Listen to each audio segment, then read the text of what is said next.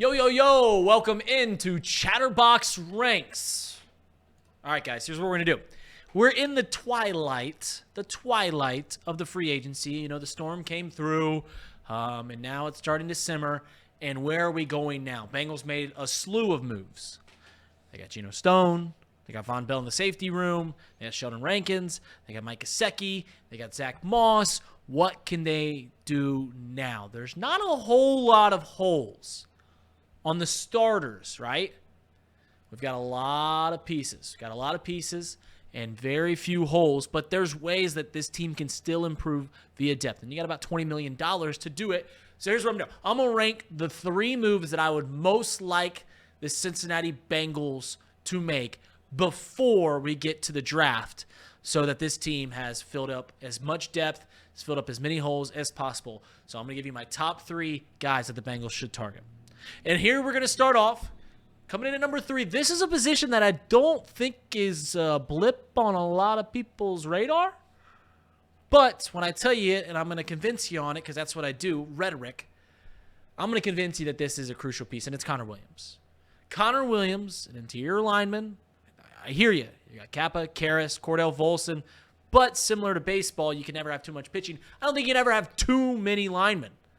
Depth, that's what we're going for here. You can replace a guy as a starter like Cordell Volson with Connor Williams, and you know he's 27 years old. Connor Williams is former second-round pick, 2018. He just tore his ACL. So while that sounds bad, this is an opportunity. You can get him on the cheap, less than he's probably worth if he is fully healthy. And he's versatile. He can play corner. He can play center. He can play guard.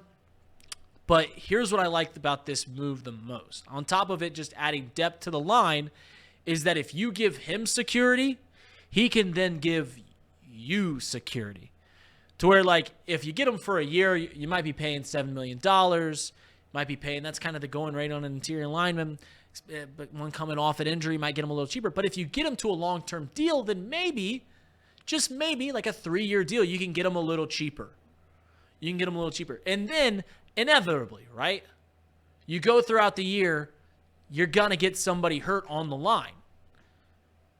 So where you're going in with Cordell, where you're going in with Kappa, where you're going in with Karras, now you add Connor Williams to the mix, and you got 4 viable starters, 4 viable guys that have had success in this league, and I think it just adds depth to the team. Casey, we welcome you in as what is your opinion on getting a guy like Connor Williams? Yeah, Connor Williams to me is a safety move, and it might take up the rest of the remaining cap available to you to go get exterior guys that won't be affecting your rookies that you're going to sign, and the carryover that they like to have. It might suck up all the rest of that money, but I feel like for me, the dude's only gotten better each year he's been in the league. He is by far one of the better centers in the league when he's fully healthy at this moment. He was ranked, I think, when he was playing this season, the 2nd best center this year, which is very, very impressive in my opinion. I think the knock is his health, the issue there. But it's not a necessary need for him to plug and play start right away. You still have your full offensive line. We got it figured out. We got Trent Brown now at right tackle. Correct. There's still question marks with Cordell Volson. He played much better down the stretch. But this is raising the floor, right? This is a move that would be raising the floor if Kappa, if Karras, or Volson, either 3 of those guys go down, you feel very comfortable that you're getting a guy that can play at a very, very high level potentially, right? And even if he doesn't play at a high level, he's not going to be much worse than what Volson provided you for the first half of the season, right? So to me, I think it's a very smart move. I think you just stash him away in your roster, and hey, maybe it pays back in dividends. If he sees that you want to keep him around, well, maybe he'll sign a cheaper deal. Maybe he'll sign a longer-term deal, just so then that he gets the security that he's looking for. Yeah, like I said, you give him security, he'll give you security in protecting Joe Burrow. That's right. And it's It's depth, right? It would be a really risky move to sign Connor Williams if you expect him to start 17 games. If you expect him to go even further than that and be a starter in the postseason where the Bengals have aspirations to be. But that's not entirely what you're asking him to do. You could say, yeah, you're getting an opportunity. You can earn a chance to start on this team.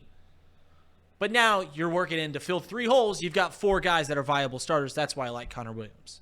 And speaking of depth, speaking of positions that the Bengals might be not realize, Bengals fans might not realize that they need to go after, but it is crucial. That's cornerback. Just today, there was a story come out that Kristian Fulton is signing with the Chargers. He turned down an offer from the Cincinnati Bengals. This shows you what the Bengals are trying to do. They've got a very young secondary. They've already added pieces at safety, Von Bell, Geno Stone, to help out Dax Hill, to help out Jordan Battle. Now they're going to be looking for some veteran pieces to help out the cornerbacks. Cam Taylor-Britt, DJ Turner, and then a veteran like Mike Hilton who's already there. Adoree Jackson is a guy that I think fits very well into what the Cincinnati Bengals are trying to do. This is a guy that has had very good years, and he's coming off a bad one. What do they tell you? What's Stock Market 101? Buy low, sell high. This is an opportunity to buy Adoree Jackson low. When he's healthy, he's pretty good. And Casey's got some stats on that we'll let you get to in a second. But this is a guy that was a former first-round pick. He's 5'11", 200 pounds, kind of fits the build that we like our cornerbacks to be here in Cincinnati.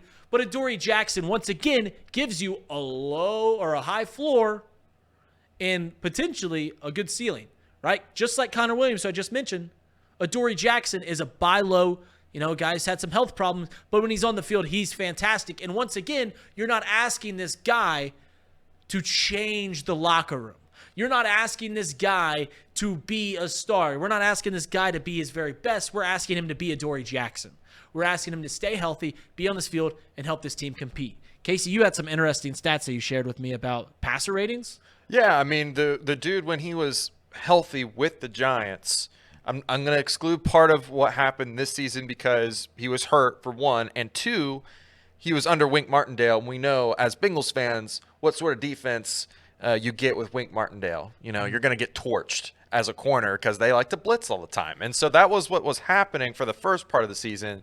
They changed it up. They changed that defense up. He played much better the second half of this season. But that's not what I want to talk about. I want to talk about his passer rating, right? How he does on a different defense, maybe similar to what Louis Anarumo likes to run. He has a sub-80 passer rating allowed. It's fantastic. It's a fantastic passer rating. And on top of that, it looks like he's pretty good in the tackling department too. Very, very efficient in the run game. I really like Adoree Jackson's fit here. He's only 28.5, so he's going to be turning 29 in the middle of the season. This is a depth piece. This isn't some guy that you're going to ask to start, but he has that potential if DJ Turner's not ready to go to plug and play there, and you've got a great corner 2 depth there. Adoree Jackson, a first-round pedigree as well. That's right. Also a plus for a lot of these teams. Last year, he gave up the most yards he's given allowed in his entire career. But besides that, he was only giving up like 300 yards a season for the past couple years. I mean, this dude is really, really good. He was asked to cover a lot of the first round, or not first round. He's asked to cover a lot of the starting receivers with the Giants. I like Adoree Jackson a lot. I think he should come to Cincinnati. Yeah, and for $6 million a year, which is around what you're looking at, and we mentioned the Bengals have about $20 million to play with going forwards. It fits into the mold of exactly how much you're willing to spend. Another veteran in a cornerback and a secondary room that is very, very young and can play off of what we already have there. And the versatility is fantastic. And that brings us to the number one guy that I think the Cincinnati Bengals should get. And the first two guys, kind of luxuries, right? Depth. You could take a swing on a guy that's coming off an injury. This is a need. It's the final hole that the Bengals need to fill on their starting 22, and that's nose tackle. And it's the guy that everyone's been talking about for a while. We've already had him in Cincinnati. I don't know if he's going to come back. I don't know if they're going to be able to sign this guy, but it's Teair Tart. He's the best available nose tackle. You lost DJ Reader. You bring in Sheldon Rankins, pass rush. You need a guy that fits kind of the mold that was DJ Reader, and that's a big guy, right? 300-plus pounds, filling up gaps. He's been a very good player. He's still pretty young, and you can get him. Is he DJ Reader? No. But he's the best available nose tackle. And that's what the Cincinnati Bengals do, so that it gives them flexibility. That's the key word here going in this offseason, flexibility going into the draft. You fill this nose tackle position, you're not needing to rely on a rookie. You're not needing to rely on a player or changing the scheme too much. You're sticking to what the Bengals have done in the past that has been successful. I don't know if you know this about the Cincinnati Bengals. They went to the Super Bowl a couple years ago, went to the AFC Championship game a couple years ago. They're trying to get back to that.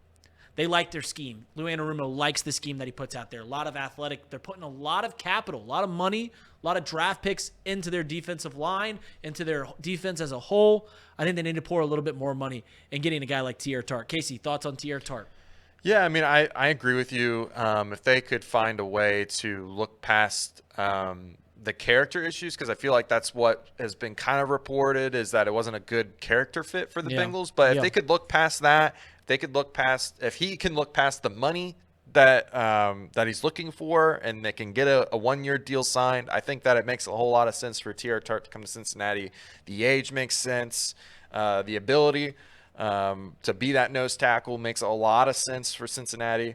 To me, also, just to throw this in there, if he is not a choice that works for the Bengals, Calais Campbell makes a lot of sense to me too. I know he's 38. Old man but Campbell? I know, but it's just like, to me, that's not the starting answer, but it is depth there. Like, you can throw him in anywhere on the defensive line, and he might still have some of it, some juice. I mean, he had a lot of juice last year. Get that final juice out of the final squeeze out of Campbell. Right. But the Teair Tart thing, he is the #1 nose tackle currently in the market. He's not signed anywhere yet. And I haven't heard a whole lot of news of him traveling a whole lot of places. So maybe he's just biding his time, waiting. There is still a chance the Bengals might scoop him up. I think it's a good fit. I think he should come to Cincinnati as well. Yeah, we'll see. We'll see. Let us know how we did. First off, as always, like the video and put in the comments who you think the Cincinnati Bengals should go after. Should they go after Connor Williams, like I said, Adoree Jackson? They need to get a nose tackle. Is Teair Tart the guy? Do they got to bring him back and not worry about the character issues as so is being reported by people in Cincinnati? Is there other names that you think the Cincinnati Bengals should go after? Should they go after a big name, a big splash, like a 34-year-old Stephon Gilmore? Should they go after a big splash like a former early pick in Jadeveon Clowney? Get a little more help off the edge? What do you think? Let us know in the comments. We'll see you next time on Chatterbox Reacts.